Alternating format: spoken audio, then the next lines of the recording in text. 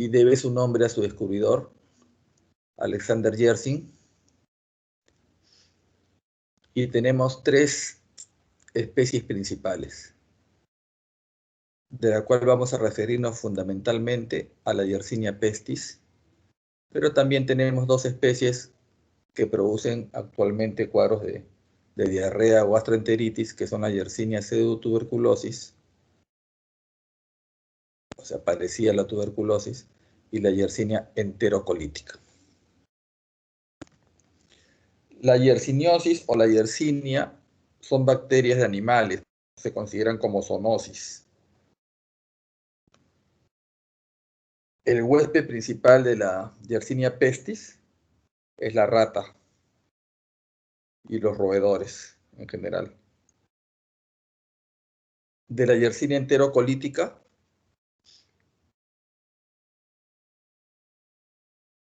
el cerdo, y de la Yersinia pseudotuberculosa, una gran variedad de animales. Entonces, acuérdense que son consideradas zoonosis. La Yersinia pestis es el agente causante de la peste bubónica, también llamada peste negra o plaga, que nos vamos a referir. La enterocolítica y la pseudotuberculosa, como les dije, se relacionan con gastroenteritis. Y la pseudotuberculosis, además, con un cuadro de adenitis mesentérica que simula a veces un cuadro de abdomen agudo tipo apendicitis. Las yersinias, como enterobacterias, podemos diferenciarlas en laboratorio a través de diferentes pruebas. Esto no es necesario que se lo aprendan, es simplemente como referencia para su identificación de las especies ya a nivel de laboratorio, ¿ya?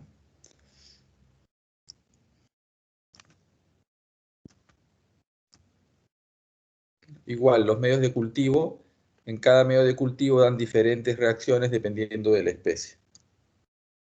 Ahora vamos a referirnos fundamentalmente a Yersinia pestis, porque Yersinia pestis, causante de la peste, está graficado en estos cuadros porque fue una enfermedad que arrasó prácticamente con el ser humano en la Edad Media. Yersinia pestis es una enfermedad de la antigüedad que todavía persiste en nuestros días. Ojo, la peste no ha desaparecido, persiste. La primera pandemia fue en el siglo VI después de Cristo, duró 60 años. Tuvo una mortalidad de 100 millones de personas. Para que se hagan una idea, con el coronavirus, bordeando ya el 1.000.000 de fallecidos. Imagínense la peste, 100 millones de personas fallecidas. Y la segunda pandemia, que se llamó la peste negra, ocurrió en el siglo XIV. Asoló toda Europa, Cercano Oriente, India y China. Y solo en Europa murieron 25 millones de personas, que era en ese momento la 1/4 parte de la población total. Imagínense qué terrible fue esa enfermedad en esos tiempos. Pero aún estamos en una tercera pandemia, que es la pandemia actual. De esta pandemia no hablamos mucho porque los casos no son muchos, pero se inició en China en 1860, se expandió a América del Norte y la India, y solo en la India han fallecido 10 millones de personas en un periodo de 20 años. Alexander Yersin, como les dije, aisló el germen causante de la enfermedad en el año 1894.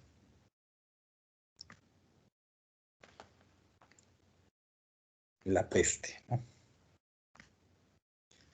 La Yersinia pestis es un bacilo gram negativo, como todas las enterobacterias, inmóvil, intracelular, se tiñe muy bien con una tinción bipolar, con la tinción de Whison, en la cual vamos a observarla con aspecto de ganchos, con los polos teñidos de azul y el resto toma un color celeste rojizo. Son anaerobios facultativos, catalasa positivo, oxidasa negativo y no fermentan la lactosa.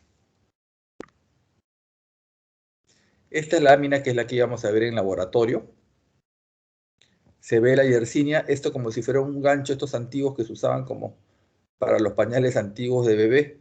Entonces, estas son las Yersinias. Bacilos gran negativos, pero con la tinción de Whison se ve en este aspecto, los polos teñidos y el centro claro.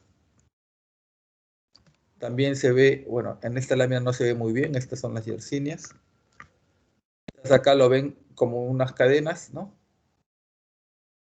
Y acá están los bacilos de Yersinia.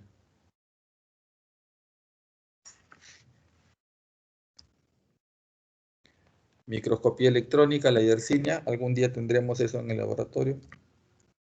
Bien, la Yersinia crece a temperatura de 0,43 grados, forma colonias pequeñas, no fermenta la lactosa, como les dije, por lo tanto en agar McConkey va a tener colonias claras, no produce hemólisis, no utiliza el citrato, ni la urea, ni el indol. Dentro de su estructura antigénica, contamos con varios antígenos relacionados a la Yersinia. Tenemos el antígeno F1, que es un antígeno antifagocítico, con dos fracciones, las fracciones 1A y 1B. Los antígenos V y W de proliferación rápida y que se relacionan con la producción de septicemia. Las proteínas de membrana, que se denominan las YOPS, tienen que ver también con su virulencia. Hay varios factores que determinan la patogenicidad de la Yersinia. En primer lugar, son bacterias que dependen del calcio. Cuando uno las priva de calcio, hay una disminución de la multiplicación y la síntesis de proteínas. Producen pesticina. Esto inhibe el crecimiento de Escherichia coli y otras enterobacterias. También producen coagulasa. ¿Se acuerdan de la coagulasa? Esto va a ser muy importante para su fisiopatología que vamos a ver más adelante. Producen coagulasa y fibrinolicina, que van a promover la diseminación desde el sitio primario de la infección. Además, absorben pigmentos. Las cepas virulentas absorben hemina y tinturas aromáticas básicas, por lo que forman colonias muy pigmentadas. A medida que pierden su pigmentación, disminuye su virulencia. La Yersinia pestis produce una toxina que se llama toxina murina, ya que afecta solo a roedores, con una dosis letal de 50 de 1 microgramo. O sea, con 1 microgramo fallece la mitad de roedores a la que se le inocula. Es un agente bloqueante beta-adrenérgico, disminuyendo la sensibilidad a la hipotermia. Al ser un gran negativo, tiene un lipopolisacárido de la pared celular que se comporta como endotoxina, que produce fiebre y shock. Y además tienen otro determinante que es el antígeno pH6, cuya ausencia reduce en 100 veces la dosis letal 50 en ratones. Entonces son algunos determinantes de su patogenicidad que hemos revisado para entender un poco esta enfermedad. Como les dije, la peste es una enfermedad mundial. Estamos en la tercera pandemia. Actualmente existen unos 3.000 casos anuales con una mortalidad del 8%. Nosotros, como un excelente sistema de salud, seguimos reportando más de 100 casos de peste al año. ¿Quiénes reportan en Sudamérica? Perú y Brasil. ¿Quiénes tienen el mayor reporte de casos? Vietnam, Tanzania, Madagascar, Congo, India y China. Entonces, nosotros seguimos teniendo peste en nuestro país. Este es un caso, bueno, este es un caso que lo pongo siempre para tener en cuenta ustedes que van a entrar a clínicas y el personal de salud en general está expuesto a esto. En el año 2010, el 10 de agosto,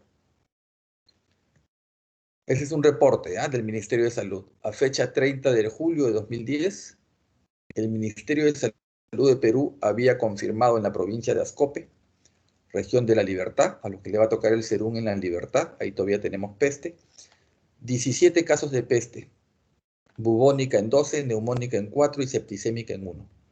Los síntomas del último caso notificado de peste neumónica comenzaron el 11 de julio.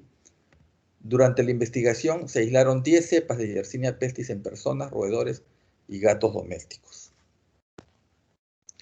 Un médico residente de 35 años y un estudiante de medicina, por eso lo he puesto acá como homenaje a este estudiante, Félix Ugaz León, 21 años, hicieron posteriormente un cuadro de fiebre y dificultad respiratoria. El médico residente empezó los síntomas al día siguiente de atender a la paciente y el estudiante a los 4 días. Ambos presentaron la prueba positiva para peste. Lamentablemente, el 12 de agosto, 36 días después, fallece la primera paciente. El médico residente salió de alta el 3 de agosto y el 27 de agosto falleció el estudiante de medicina. A los 55 días de la enfermedad, luego de luchar por salvarle la vida. No se pudo salvarle la vida al estudiante de medicina, que quedó en el recuerdo de la Universidad de Trujillo. Félix Ugaz León falleció de peste. Y a esto estamos expuestos.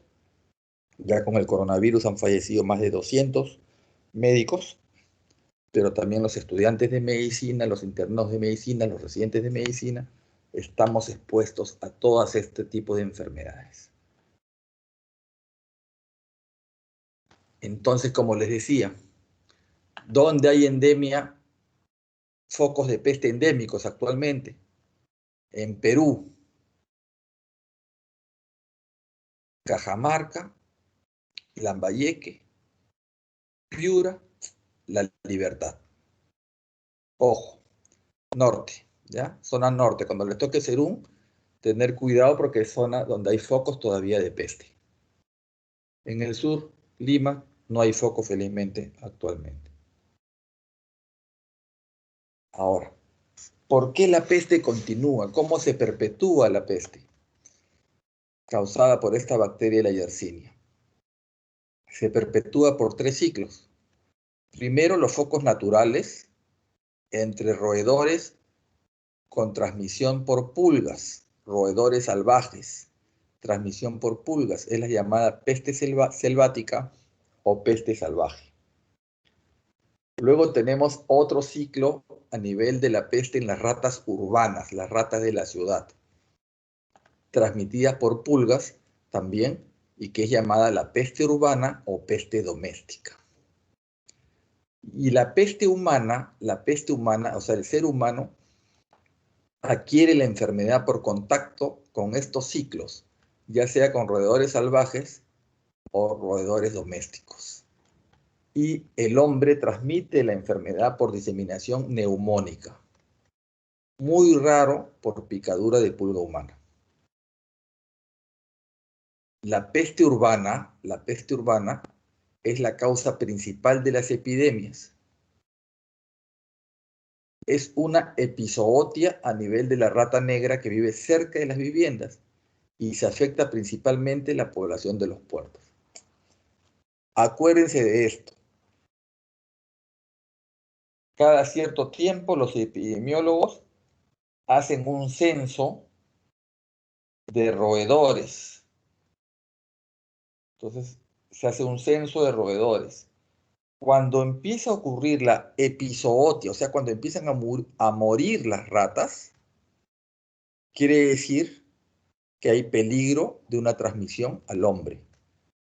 Porque una vez que la pulga de la rata no tiene a quién picar, empieza a picar al hombre. Y ahí viene la transmisión de la peste. Vamos a explicarlo mejor. ¿Cómo se transmite la peste? Los reservorios animales son los roedores, salvajes o urbanos, como las ratas, los conejos, los perros de pradera, ardillas, etc. Esos son los reservorios. Primero, se van a transmitir a través de los roedores y va a haber una epizootia, o sea, una epidemia a nivel de animales. Cuando la pulga de las ratas o de los roedores ya no tienen a quién picar, va a picar al hombre. Y aquí en el ser humano se va a producir la peste bubónica. Este ser humano con peste bubónica va a ser también una peste neumónica y a través de la tos va a transmitir a otros seres humanos. A ver si tenemos otro cuadrito. Acá. Peste salvaje, roedores salvajes, marmotas, ardillas, etc. A través de la picadura de pulga tienen la peste salvaje. La peste urbana, las ratas. Picadura de pulga, las ratas. Se produce la epizootia, la pulga de la rata no tiene a quién picar o la pulga de la peste selvática y van a picar al hombre. Ahí se produce la peste humana. Y a través de neumonía transmiten, primero acá peste bubónica. Este paciente con peste bubónica después hace peste neumónica y a través de la peste neumónica transmite a otros seres humanos y se convierte en una epidemia. ¿Quedó claro? ¿Quieren que repita este ciclo?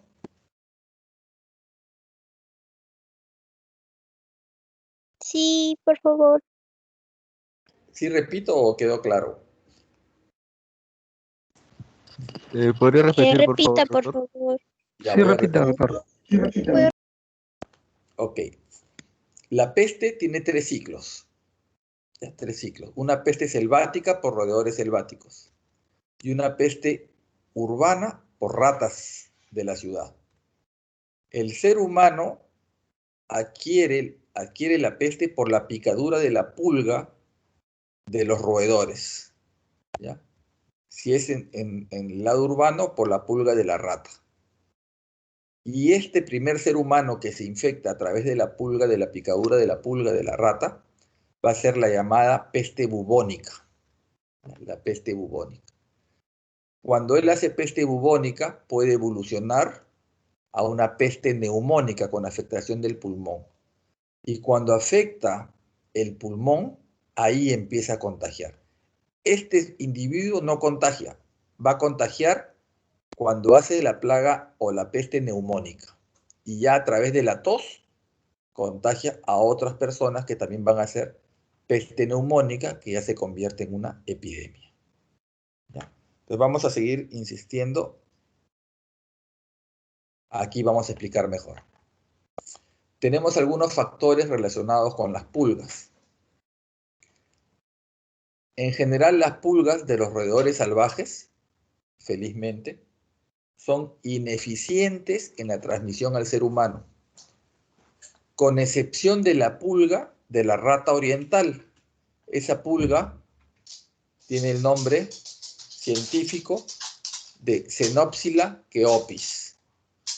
Xenopsila keopis. Ojo, puede ser pregunta de examen. Xenopsila keopis. Keopis por la pirámide de Keops, ¿no? Del faraón Keops en Egipto.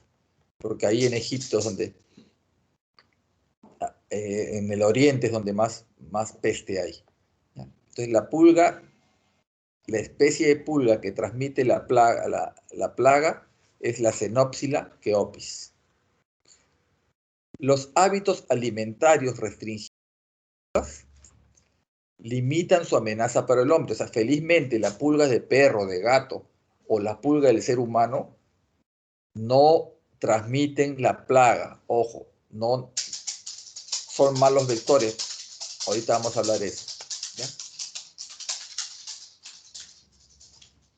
Entonces, ¿cómo se infecta el hombre? El hombre se infecta cuando ante la muerte de roedores salvajes por una epizootia, o sea, primero hay una epizootia, una epidemia en las ratas. Mueren las ratas y deja las pulgas hambrientas en busca de un nuevo huésped.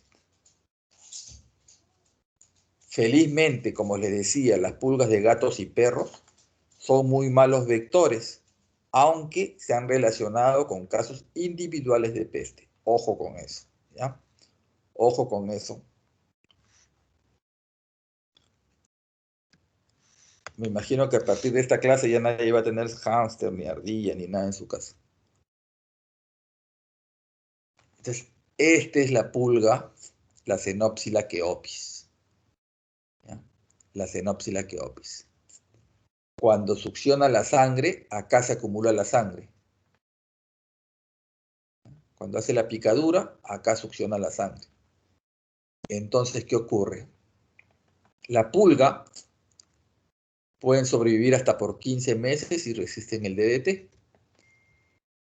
Cuando la pulga ingiere la yersinia, cuando pica un roedor infectado, ingiere la yersinia, y en lo que viene a ser su estómago de la pulga, la sangre infectada es coagulada por la coagulasa. ¿Se acuerdan ustedes de la coagulasa? ¿Cómo produce esa coagulación en el suero, valga la redundancia? ¿No? Lo han visto en la práctica. Entonces, esto se coagula, ¿no? Por la enzima coagulasa, y ese proventrículo se obstruye. Lo que ocasiona el concepto se llama bloqueo de la pulga. Bloqueo de la pulga. Entonces la pulga, como tiene todo esto coagulado, va a intentar alimentarse y va a regurgitar el material infectado. Todo esto lo regurgita, como que lo vomita, digamos así, ¿no? Y ocasiona la infección de un nuevo huésped.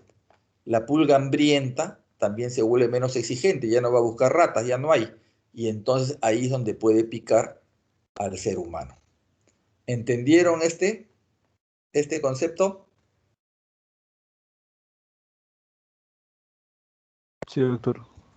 Bien, chicos. Entonces recuerden, por la enzima coagulasa se coagula acá la sangre, la pulga no puede alimentarse porque está con esto, va a querer eliminar esta sangre coagulada, y al eliminarlo, ¿no? O sea, al eliminarlo, se va a convertir en una pulga hambrienta, o sea, queda bloqueada, una pulga hambrienta, y va a picar lo primero que encuentre, entre ellos al ser humano.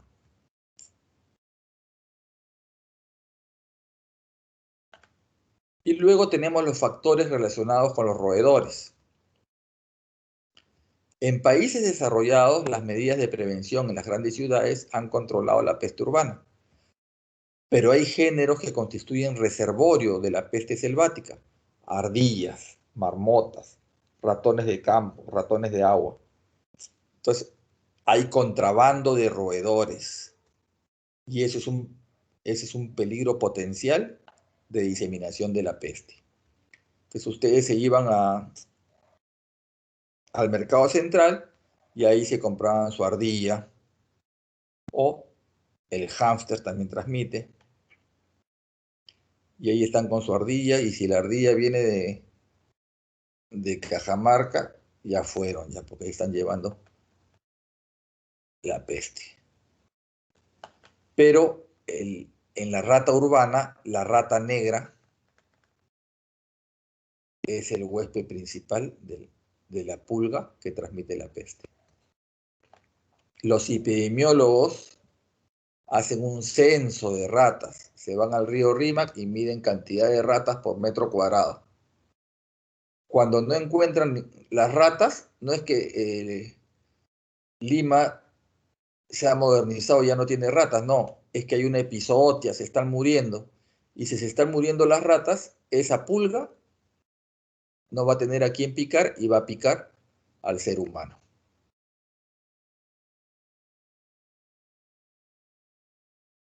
Bien. La peste, cuando te pica la pulga, van a hacer el cuadro de peste bubónica. ¿En qué consiste? En fiebre, dolor y un ganglio según donde ha picado la pulga. Si picó en la pierna, va a haber un ganglio regional que crece, y eso es lo que se denomina bubón. Al ganglio crecido se denomina bubón. De ahí viene el nombre peste bubónica. Puede haber una peste septicémica, que es la forma más grave y diseminada. La peste neumónica, que es la que contagia y es que hace la epidemia a nivel del ser humano, con tos, hemoptisis. ¿Ya? Puede o no puede haber bubón. Un nivel de piel y a nivel de sistema nervioso. Vamos a ver, ya abre rápidamente para...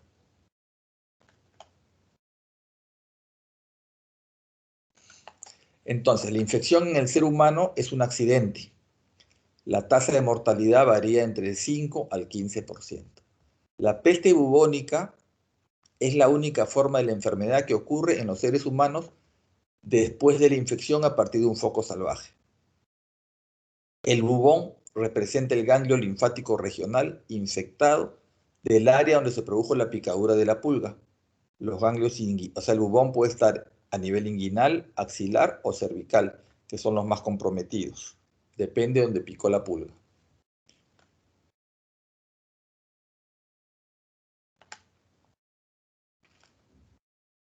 El periodo de incubación es de 7 días.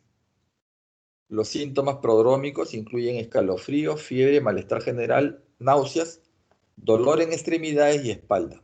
El bubón es muy doloroso, pero no se puede distinguir de otras causas de linfadenitis aguda. Nosotros tenemos que ver que la tríada clínica para reconocer la peste consiste en fiebre, conjuntivitis y bubones regionales. Entonces, cuando les toca el serum en La Libertad, en Ascope, y tienen un paciente con fiebre, conjuntivitis y un ganglio crecido, ya sea en la axila, en la región inguinal o en la región cervical, ya ni duden, esa es una peste bubónica, tienen que tener mucho cuidado porque es una enfermedad muy contagiosa. Entonces, este es el bubón, que es un ganglio crecido, este es en la región inguinal, y acá está en la región cervical. Este es el bubón, el ganglio. Bubón inguinal.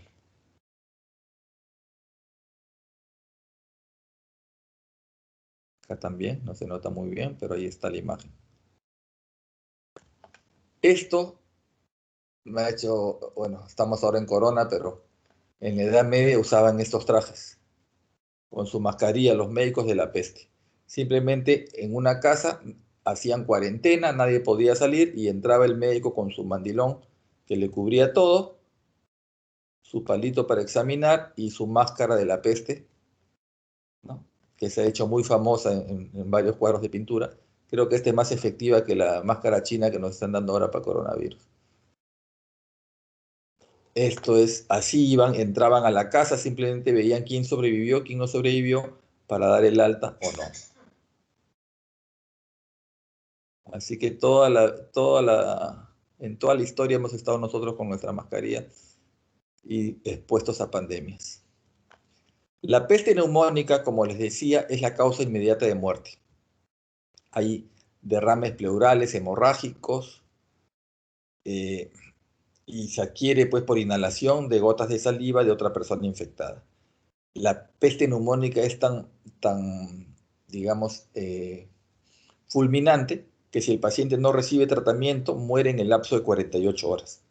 Altamente contagiosa, altamente contagiosa. Destruye prácticamente el pulmón, ¿no? Este es lo mismo. Y la peste septicémica ya es la forma diseminada de la enfermedad con una tasa de mortalidad muy alta, que puede haber un compromiso del sistema nervioso, trombos, microtrombos, CID, o sea, un cuadro de respuesta inflamatoria sistémica que lleva a la muerte, ¿no? Muy parecido a lo que está pasando ahora con el corona, quien hace estos cuadros de respuesta inflamatoria sistémica. Bubón axilar y peste septicémica. Vean por la coagulación intravascular diseminada, o sea, los microvasos se obstruyen y ahí está necrosis distal. Aquí solo te queda amputar.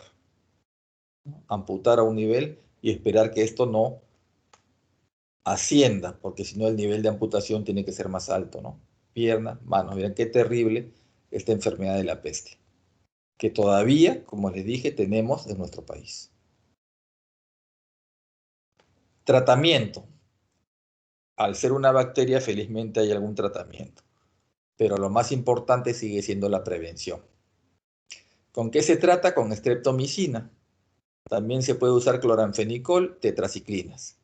Existe una vacuna a base de bacterias muertas para el personal de laboratorio. No es una vacuna para toda la población, sino para el personal expuesto. Es una enfermedad de cuarentena forzosa y de informe obligatorio. O sea, si nosotros tenemos un paciente con peste, hay que colocarlo en cuarentena y hay que informar, notificar epidemiológicamente al Ministerio de Salud para los controles respectivos. Y hay que prevenir. ¿Cómo se previene la peste? Evitando transporte de ratas. A nosotros nos llegan las ratas de los barcos, ¿no? De los barcos del oriente. Ahí tenemos toda una flota varada en el norte, ahora en el Perú. ¿Cuántas ratas habrán en esos barcos? Son de la China. Y ahí todavía hay peste. Bueno, nos trae las enfermedades desde el oriente, ¿no? También vienen las ratas en barcos y aviones. Pero el contrabando de roedores, salvajes. Qué bonita la ardillita. Cómprame la ardillita. Tienen su ardilla en su casa. Y esa ardilla puede tener la peste. Y esa es una posibilidad de diseminación. El control de la peste urbana se basa en la eliminación de pulgas y ratas y el tratamiento de los casos reportados y aplicación de normas de higiene.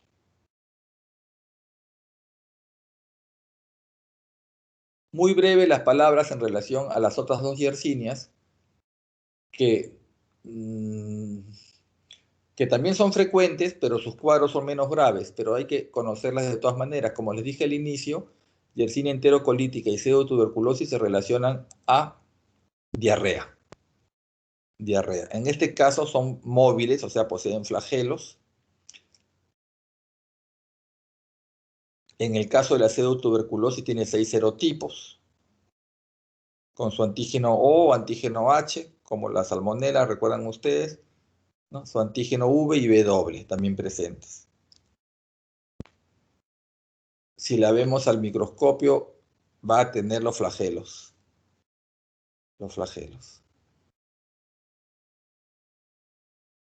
Y en el caso de Yersinia enterocolítica, son 27 serotipos, también en base a sus antígenos O y H. Y los que se asocian con infecciones humanas son el O3, el O8 y el O9. También, como todas las bacterias que producen diarrea, la infección ocurre a través de ingesta de agua y alimentos contaminados. En este caso, por heces de animales infectados, de aves, de anfibios, de mamíferos. O sea, pasó la paloma en el ambulante que ustedes comen su pancito con camote y la paloma hizo sus heces, contaminó el pan y bueno, terminan ustedes con una diarrea por Yersinia enterocolítica. También se encuentra en carne de cerdo, de vaca, de cordero, en ostras, pescado y leche cruda. O sea, la Yersinia enterocolítica es de varios animales. La pseudotuberculosa es del cerdo.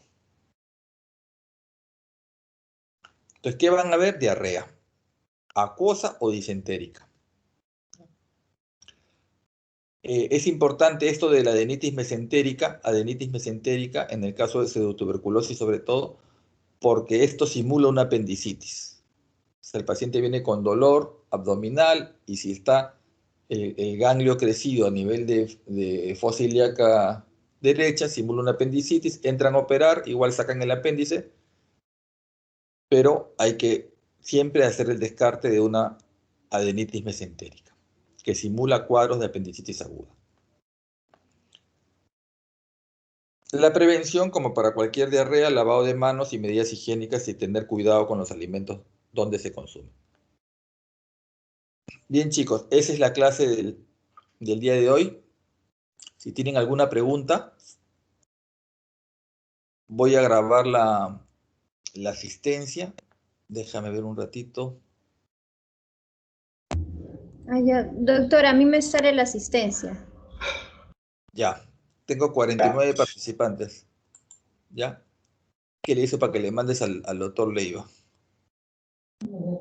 Sí, ya estoy descargando la asistencia. Listo, chicos. ¿Tienen alguna pregunta? ¿Algo que quedó confuso que vaya a repetir?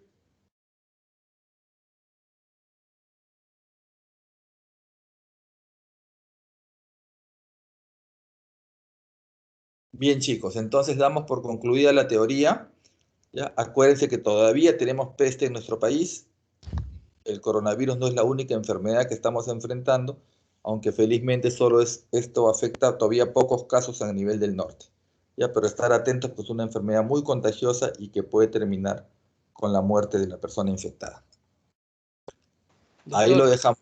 Sí, sí, escucho. Doctor, con respecto al tratamiento con antibióticos, el paciente cuando ya tiene los bubones, ¿va a mejorar 100% o va a tener alguna secuela o hay posibilidad también de que no funcione el tratamiento y muera? Claro, si el tratamiento, todo depende de lo que demores en iniciar el tratamiento, o sea, reconocer la enfermedad y empezar el tratamiento. Al ser una bacteria tienes mayor chance de curación, ¿ya? Pero también es cierto que como cualquier otra bacteria, el tratamiento puede fracasar, como fracasó en este estudiante de medicina, ¿no? Y el paciente fallece. Entonces, mucho depende de cuándo inicies el tratamiento, porque la peste es una enfermedad que tienes que iniciar tratamiento de manera urgente con los antibióticos. No puedes demorarte, o sea, no puedes esperar, ya, vamos a ver mañana, a ver cómo va mi paciente. No, no, no, tienes que empezar el antibiótico urgente.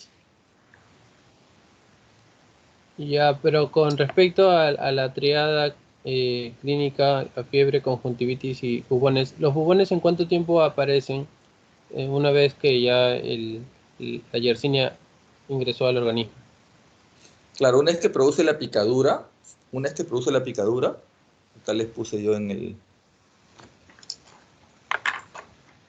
O sea, sí, son 7 días de incubación. de periodo de incubación. Entonces ahí Claro, pero aparece el bubón. la manifestación de bubones es en 7 días entonces, o dentro de los Claro, 7 días. ahí aparece el bubón, ¿ya? Entonces ahí aparece el bubón, la conjuntivitis y la fiebre con escalofríos. O sea, ese periodo de incubación siempre es una referencia, ¿no? Ahí hay que empezar el tratamiento, porque si ese paciente te hace peste neumónica, pues ahí empieza a contagiar. O sea, y ahí ya se hace la forma más contagiante. La Pero peste bubónica, o sea, con el bubón, no te contagias salvo que manipules el bubón, ¿no? Pero no, la forma contagiante es la peste neumónica. claro, Y claro, el antibiótico hay que darlo apenas sospeche peste, empiezas el tratamiento.